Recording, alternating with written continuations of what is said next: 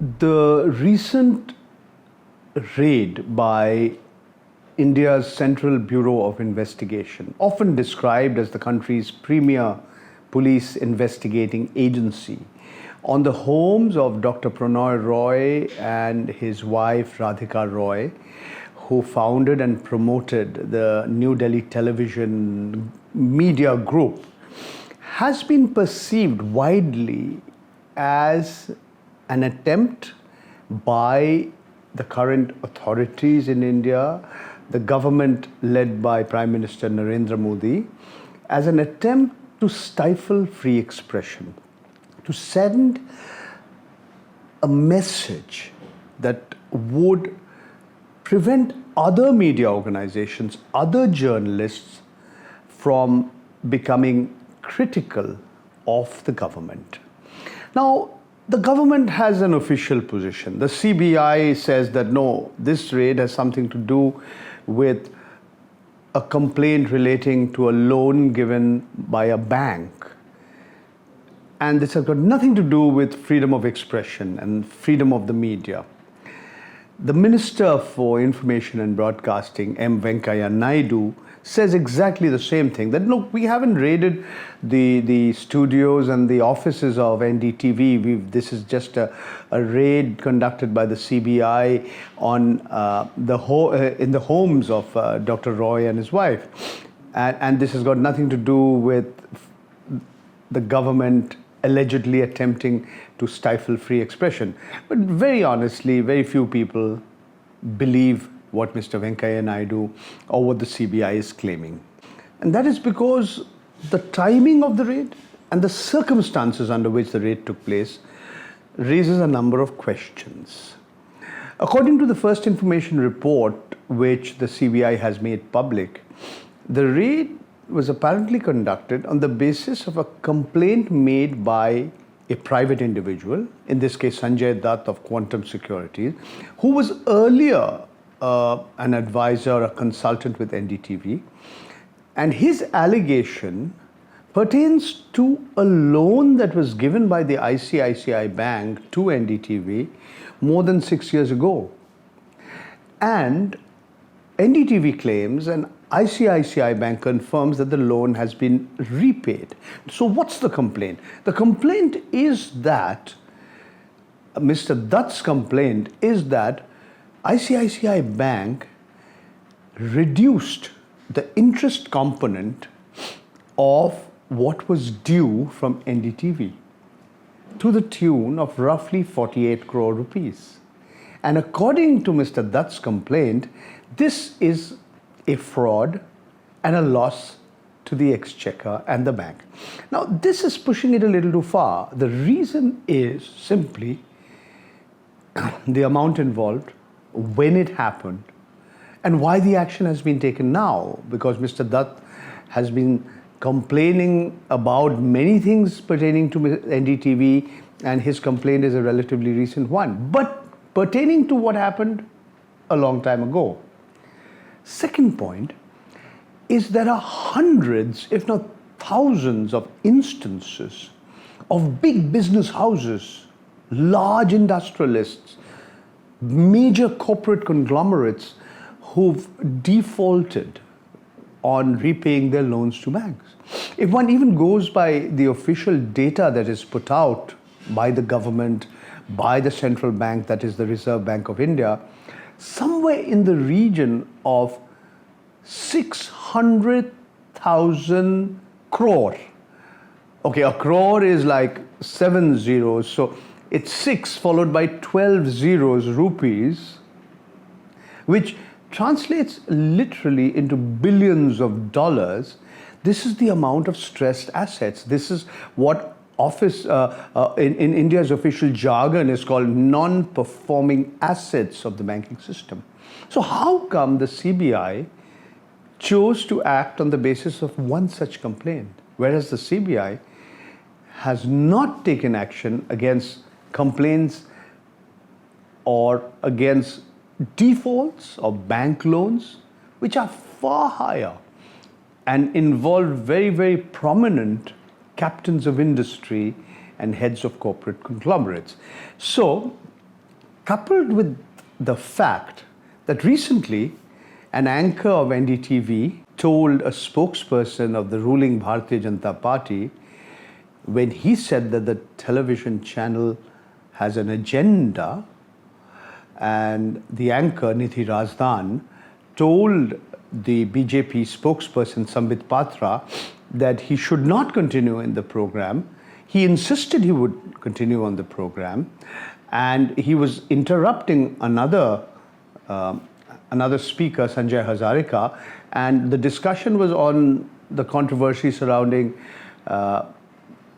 killing cows and eating beef. But Sambit Patra refused to leave the program despite the anchor saying, we don't want you to continue on the program, and we take objection to you saying we have an agenda. Eventually, she didn't continue with the program. That may be coincidental that such an incident happened just a few days before the CBI raid took place. But over the last few years, various wings of the government of India, including the Income Tax Department, including the Enforcement Directorate, which is responsible for enforcing laws like the Foreign Exchange Management Act and the Prevention of Money Laundering Act, have instituted various investigations and issued various show cause notices to companies in the NDTV Group. And these disputes are at different stages at different courts of law and different tribunals. What is important in this context is to note the statement that was recently made at the Press Club of India by Dr. Prannoy Roy, where he says that the government has been dilly-dallying, taking its own time in resolving many of these disputes pertaining to the finances of the NDTV Group. And he has very categorically stated in front of a large number of people, in front of hundreds of people, that he and his wife have never dealt with never had any illegal transaction, and not a single rupee of black money they've dealt with. They haven't bribed anybody, and whatever houses and properties that they purchased can all be accounted for legitimately. That's what he's claimed in public. And we've seen a very unusual development taking place when on the 9th of June at the Press Club of India, a very, very large cross-section of journalists in the country, including some of the senior-most and most respected members in the profession, in the fraternity, representatives of the Editors Guild of India, the Indian Women's Press Corps, the Press Club of India, and we have also in their midst a former minister in the Atal Bihari Vajpayee government, Arun Shourie, who was also a journalist, pitching in. And we also have one of India's most respected and senior-most jurists or lawyers, Fali Nariman, all putting their weight in or supporting Dr. Roy and arguing that the raid by the CBI on Dr. Roy's home was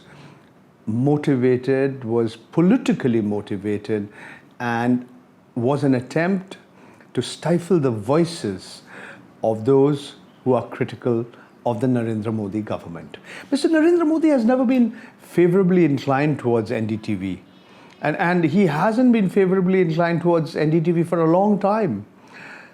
It's a fact that in March 2002, NDTV was a television channel which broadcast live what was happening in different parts of Gujarat, including Ahmedabad, its biggest city, when there were riots, when there were communal riots, when Hindus were killing Muslims in very large numbers.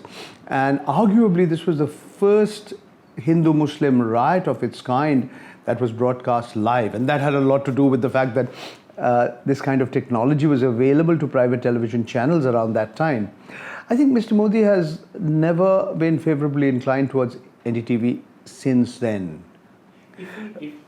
Rajdeep Sardesai, who was one of the persons who reported for NDTV on the communal riots, in his own book, recalls how he was one of the last journalists who were given interviews by Mr. Modi in the run-up to the 2014 general elections, and how Mr. Modi made him sit at a level below him, almost as if to indicate that he was superior to him. Its Hindi channel, NDTV India, was sought to be barred from broadcasting for a day by the Ministry of Information and Broadcasting for allegedly showing how our security forces had reacted to an attack in the Pathankot military establishment over there, and how the manner in which this television channel covered that event went against the interests of the country's security establishment or security forces, an allegation which the channel has vehemently denied. And I don't think, I think that the government, Mr. Narendra Modi, Prime Minister Narendra Modi, and leading lights of the Bharatiya Janata Party, including its president, Amit Shah, have been particularly happy with the kind of coverage that NDTV has given. And some of the comments that have been made by its lead anchor for its Hindi channel, Ravish Kumar. And all of it shows that under the present dispensation, over the last 3 years of the Modi government, the spaces for dissenting voices has actually shrunk. That the government has succeeded, in a sense, in intimidating its critics into passivity, into silence. And if you recall, way back in 1977, in Morarji Desai's government, in which L.K. Advani was the Minister for Information and Broadcasting, Mr. Advani was asked a question as to why the editors of India had become so pliant and had become so subservient when Mrs. Indira Gandhi as Prime Minister had imposed emergency in the period between 1975 and 77. And Mr. Advani, who is today the angry old man of the BJP, he had famously remarked when referring to the editors, when they were asked to bend, they crawled. Today, many of India's editors and bigwigs in the media are crawling without even being asked to bend. That's the difference, that's the change that has happened. So we are not just talking about NDTV and its promoters, but generally we can see that Indian media is no longer as free and independent as it used to be. Mr. Modi is often compared with the US President Donald Trump, and both of them are not particularly happy with the media and the media's coverage. But the difference is that even though the media and large sections of the media in the US were vehemently opposed to Mr. Trump, even after he became president, the US media has been relentless in its criticism of the President of the US, and every single statement he makes and every single comment he makes has been sort of put through the microscope and examined and scrutinized. In comparison, the Indian media has been far, far more subservient. Mr. Modi he doesn't believe in press conferences. His way of communicating is really he himself, it's a one-way communication. In the few interactions that he's had with journalists over the last 3 years, they've always invariably been with journalists who have been pliant, who have been not asked him difficult questions. More often than not, he's insisted on questions being given to him ahead of the interview. Some of these interviews have been given to non-journalists and lightweights when he's traveling outside the country. So Mr. Modi wants to not directly interact with those sections of the media that are critical of him. So this overall atmosphere that has been created, yes, you allow a little bit of dissent every now and then.